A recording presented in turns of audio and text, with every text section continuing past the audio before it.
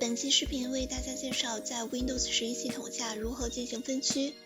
首先，鼠标右键点击开始菜单，选择磁盘管理。鼠标右键点击吸盘，选择压缩卷。接着输入压缩空间量。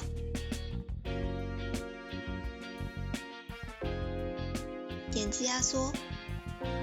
新压缩出来的空间是未分配状态。我们右键点击未分配的空间，选择新建简单卷，点击下一页，输入简单卷大小，然后点击下一页，选择盘符，然后点击下一页。接下来使用默认设置就行，点击下一步，最后点击完成，稍等一会儿即可成功分区啦。以上就是如何在 Windows11系统下分区的步骤啦，你学会了吗？